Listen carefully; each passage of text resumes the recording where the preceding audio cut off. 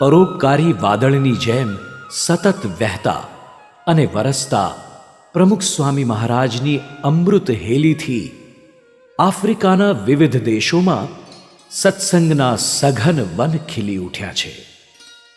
આ વનશ્રીની છાયામાં ક્યાંક મંદિરો તો ક્યાંક મહોત્સવો મહોરતા જ રહેતા. આ પ્રાણવાન પુષ્પોના પરિમલથી આવો આપણે તરબતર થઈએ.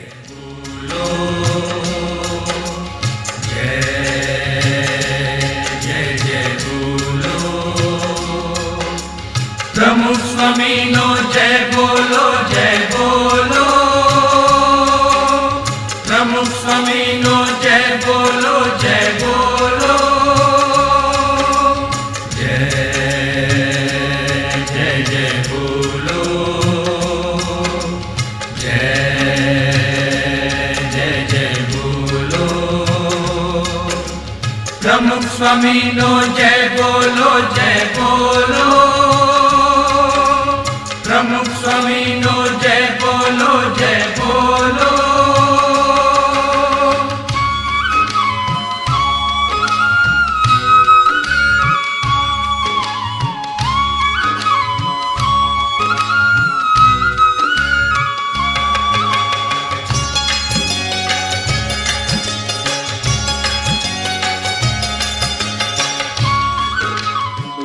ભગવાનનું આપણે પૂજનના આહુતિ આપી શક્યા છે.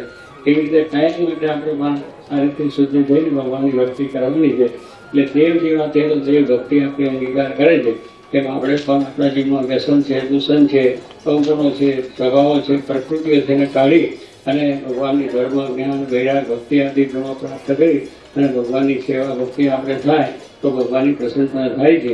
તો આ બધાને ખૂબ ધન્યવાદ છે કે આ પ્રવૃત્તિની શહેરની અંદર આવા પ્રદેશની અંદર પણ આપણે આપણો ધર્મ સાચવ્યો છે, આપણા સંસ્કાર સાચવ્યા છે અને આ રીતે આવા મંદિરો કરીને આવી રીતની આપણી જે ભક્તિના આપણા સંસ્કારો આપણા બાળકોની અંદર પણ થાય. ત્યારે જે બાળકો આવે છે તો એને સંસ્કાર ગુરુ હરિ છો તમે મારા પ્રાણના આધાર. વાલા પ્રમુખ સ્વામી છો તમે, વાલા પ્રમુખ સ્વામી છો તમે. કરીએ વંદન વારંવાર. હો સ્વામી ગુરુ હરિ છો તમે મારા પ્રાણના આધાર. ઓ સ્વામી ગુરુ હરિ છો તમે મારા પ્રાણના આધાર.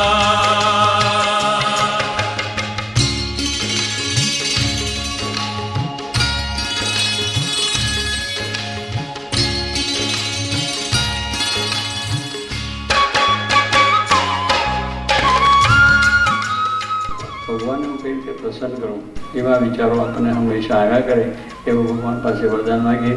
પડી રહ્યા જમે ભગવાન અમારી સમક્ષ રહેજો. અને સંતોએ માગ્યું ભગવાન તમારી મૂર્તિ વિના બીજું કંઈ આપશો નહીં એ પ્રાર્થના કરવા.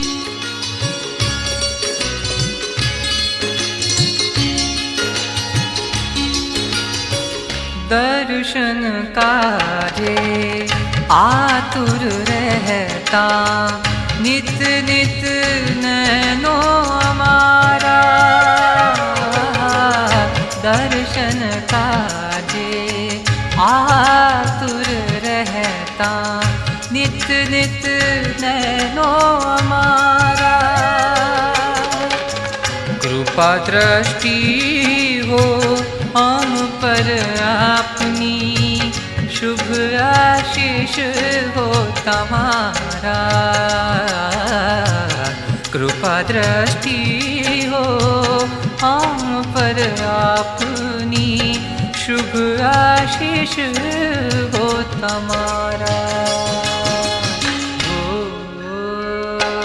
स्वामी दया सिंधु છો તમે પાર તારો કીર્તા સ્વામી દયા સિંધુ છો તમે ભવ પાર ઉતારો કીર્તા જો એ ગીતા આપણે વાંચીએ આજે આખા દુનિયામાં એની પ્રસિદ્ધિ છે ને પ્રાપ્ત તો ભગવાન એમાં બધું જ આપણને આપ્યું છે એક એના શ્લોકોનું બીજું ત્રીજું સમજો તો એ જીવનમાં ઉતરે તો પછી દ્વાર કહેજો ને એ ભગવાન શ્રીજીમાંની શિક્ષા આપે એક વચનાવત એ તત્વજ્ઞાનનું છે એ બે વાંચો ન કરો તો તમારે બહુ વાંચવાની જરૂર નહીં ગંગામાં નાહ્યા પછી નાહવાની જરૂર નથી ગંગામાં નાહ્યા એટલે પવિત્ર થઈ ગયા એવો મહિમા આપણો